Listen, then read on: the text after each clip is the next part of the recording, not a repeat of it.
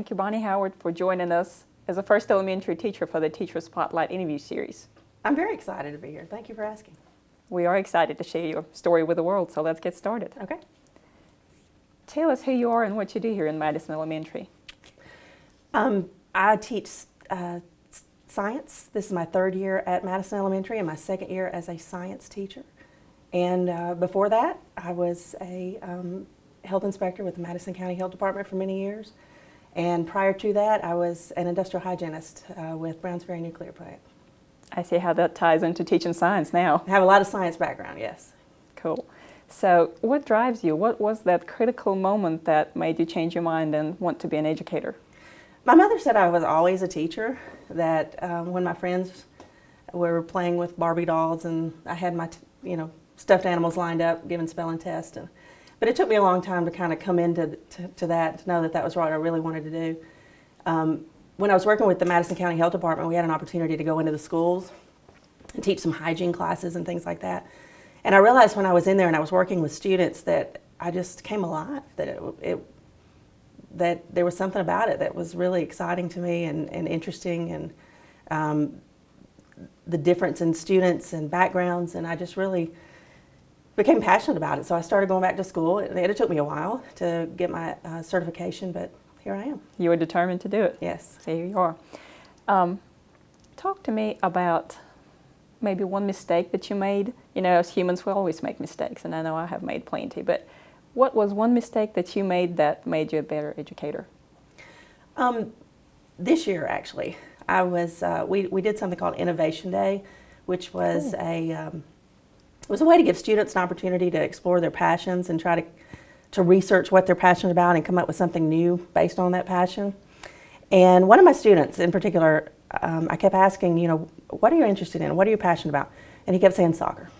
I was like, terrific, soccer. What are you going to do what can you do that's innovative with soccer? What can you come up with that's interesting and new? And every time I would ask, he would say, I'm getting there, but it's still just soccer.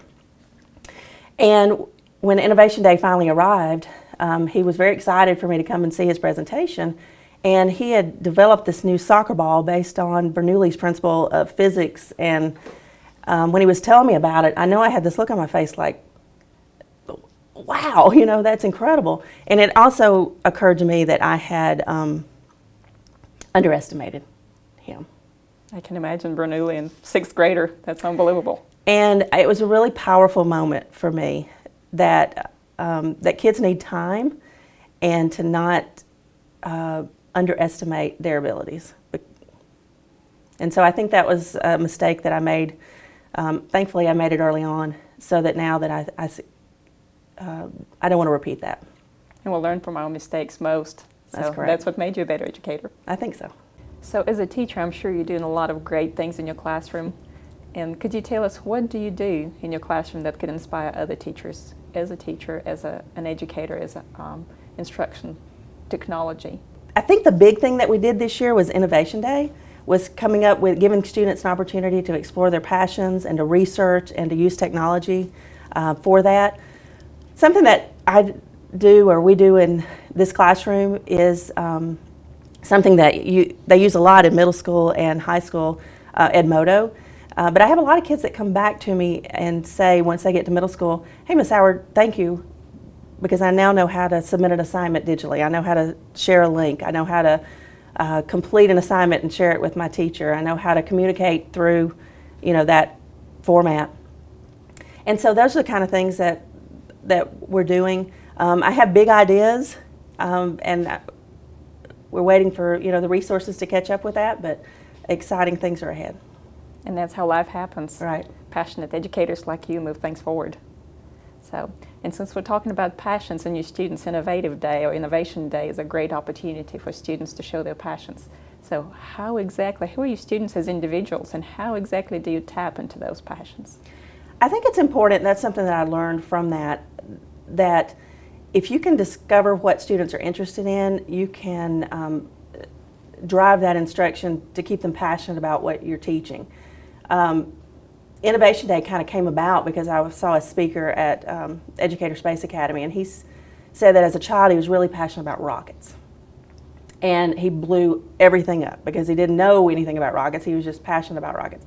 And he finally had a teacher that said, if you knew a little math, you could control the rockets. And he ended up being a rocket scientist. That was his career.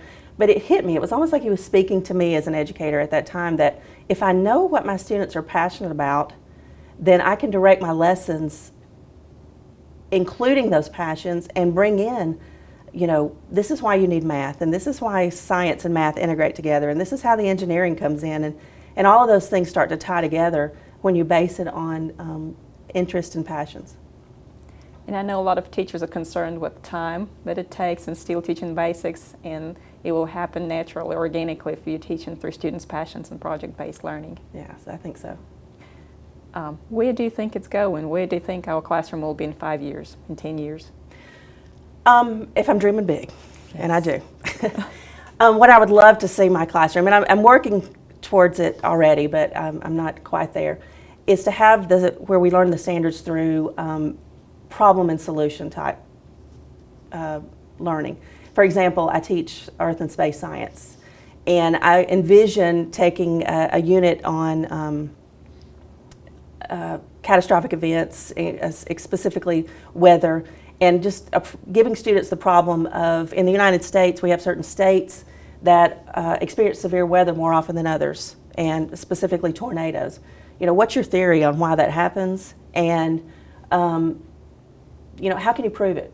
Where do you need to go? What do you research? And through that, our enemy is time always, and so that's sort of the challenge. But through that, you don't have to teach vocabulary explicitly, because you can't learn about that process without also learning the words, convection currents and air masses and all those things that we teach.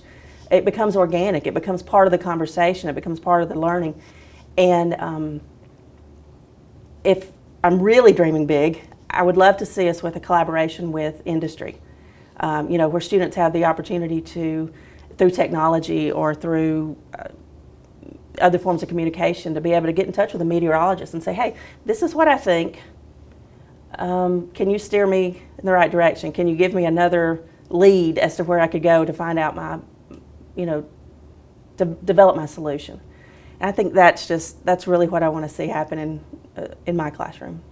So how do you think it's going to feel on your way getting there, on your journey? What is teacher's role? What is students' role in that as global learner? Teacher's role would definitely switch from sharing information to being more of a facilitator in the learning. The students are gaining the information through their research and through their study and through their wild goose chase. A lot of times you learn more from the questions that you ask that are completely off base and wrong because it steers you back around to say, that's where I went wrong, and that was the mistake that I made, and now this is the direction that I'm going in. And with the teacher there to say, to facilitate those, ask more questions to keep it going. I see it being an up and down process. I see it being a lot of time in planning, but it's very exciting to me, and I look forward to those opportunities. And that's powerful, I think, connecting kids to authentic audience, to businesses, to industry, to real life projects, and giving them the freedom to be creators of their learning while you facilitate. Right. One of the things, my husband is he's a software developer, and it's just real world that, he gets a phone call that says, hey, this particular software has gone down, it's not working, can you fix it? He doesn't say, I need to go back to my office and get on my computer. He logs into a VPN on his phone and collaborates with other people doing the same thing, and they fix it. And that's where I want to see education go. That's where I want to see students being able to communicate with each other, even through the different schools, and teachers being able to collaborate, digitally with each other. And I know that the technology is there. It's just starting the process of using it in that way. We have a lot of exciting times in front of us. I think so. That's going to be an exciting time in education. Well, is there anything else that we haven't talked about that you have the need or the urge to share with the professional community, with the world, with Madison City? I just think, and I'm a third-year teacher, so I consider myself a new teacher.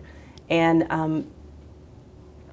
I'd like to speak to other new teachers about, it's a real challenged to kind of think, well, I'm going to lay low.